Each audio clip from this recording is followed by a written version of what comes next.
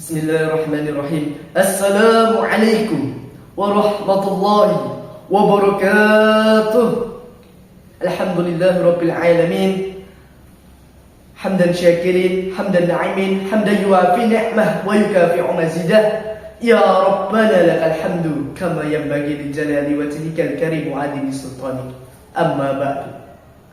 Pertama-tama dan yang paling utama, marilah kita panjatkan puja dan puji syukur kita atas kehadiran Allah Subhanahu wa Ta'ala yang telah memberikan kita beribu-ribu nikmatnya.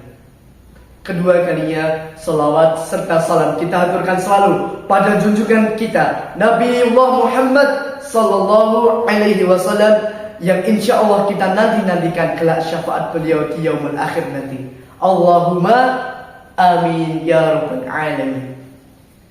Dewan juri yang saya takdimi, izinkan saya Wisantara Raditya selaku perwakilan siswa dari Mansatu Surakarta menyampaikan pidato dengan judul pentingnya membaca Al-Quran dan mentadabburinya. Dewan juri yang saya takdimi dan yang saya hormati, Al-Quran merupakan kitab suci umat Islam yang diturunkan oleh Allah Subhanahu wa Ta'ala melalui Nabi Muhammad sallallahu alaihi wasallam. Apakah pemirsa ada yang tahu kapan diturunkannya Al-Quran? Al-Quran diturunkan pada 17 Ramadan, tepatnya di Gua Hira. Nabi Muhammad sallallahu alaihi wasallam mendapatkan wahyu pertama kali, yaitu surah Al-Alaq ayat pertama, yang mana bunyinya a'udzu billahi minasyaitonir rajim. Bismillahirrahmanirrahim. Iqra' bismi rabbikal ladzi khalaq. Bacalah dengan menyebut nama Tuhanmu yang telah menciptakanmu. Makna dari ayat ini adalah untuk membaca. Bacalah Al-Quran. Nabi Muhammad sallallahu alaihi wasallam telah mendengar apa yang telah dibaca oleh Jibril. Bacalah, akan tetapi Nabi Muhammad sallallahu alaihi wasallam tidak bisa membaca, tapi beliau bisa menghafalkan di luar kepala. Nabi Muhammad sallallahu alaihi wasallam telah menyampaikan dakwah, telah menyiarkan dakwah hingga tetes keringat beliau, hingga tetes darah beliau perjuangkan demi mempertegakkan agama Islam di dunia ini. Maka dari itu, kita sebagai umat muslim, khususnya kita sebagai anak muda, sebagai anak yang punya intelektual yang tinggi, kita juga harus bisa membaca Al-Quran, harus bisa mempelajari Al-Quran. Karena apa? Karena Al-Quran adalah kitab suci yang mampu memberikan kita syafaat, yang mampu memberikan kita cahaya kelak di yaumul akhir. Nabi sallallahu alaihi wasallam bersabda, yang artinya sebaik-baik manusia adalah dia yang mempelajari Al-Quran dan mengamalkannya. Maka dari itu, kita sebagai umat muslim harus bisa membaca Al-Quran dan mempelajari Al-Quran. Malu dong kita tidak bisa membaca Al-Quran. Kita hanya scroll medsos terus setiap hari.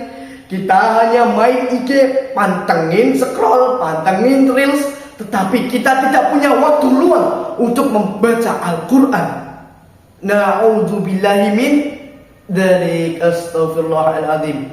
Maka dari itu, kita sebagai anak muda harus bisa pintar-pintar meluangkan waktu, pintar-pintar untuk mencari cara bagaimana kita bisa mempelajari Al-Quran dan membacanya.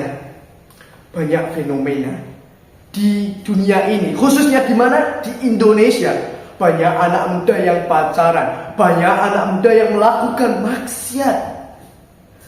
Mereka tidak ingat perjuangan Nabi Muhammad SAW yang telah meneteskan keringatnya, yang telah meneteskan darahnya untuk mempertegakkan agama Islam, menyebarkan dan mendakwahkan agama Islam serta mengajarkan Al-Quran kepada umat muslim.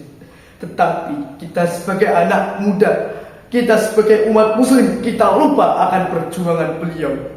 Maka dari itu, carilah waktu luang untuk bisa membaca Al-Quran, bahkan untuk bisa mempelajarinya. Dan salah satu cara untuk bisa membaca Al-Quran dan mentadaburinya adalah kita bisa masuk di pondok pesantren. Karena di pondok pesantrenlah kita bisa mengenyam pendidikan lughawi, mengenyam pendidikan Al-Quran kita, dan memperbanyak hafalan Al-Quran kita, yang insya Allah kita mendapatkan barokah di pesantren itu. Allahumma amin ya rabbal alamin. Hadirin yang saya hormati dan para pemirsa yang saya sayangi, maka dari itu kita harus bisa mencari cara bagaimana sih untuk bisa membaca Al-Quran itu, bagaimana kita untuk bisa mentadaburi Al-Quran. Maka kita harus bisa cari cara. Jangan sampai waktu kita habis digunakan untuk hal yang tidak bermanfaat. Dewan juri yang saya hormati dan teman-teman yang saya sayangi, membaca Al-Quran bisa kita lakukan di rumah. Karena apa? Karena membaca Al-Quran manfaatnya sangatlah banyak, seperti menenangkan hati, menenteramkan jiwa, dan menjauhkan kita dari sifat-sifat yang tercela. Maka membaca Al-Quran bisa mendapatkan barokah, dan insya Allah kita mendapatkan syafaat dari Al-Quran tersebut. Hadirin yang saya hormati, Allah Subhanahu wa ta'ala berfirman dalam Quran Suh ayat 29 yang artinya,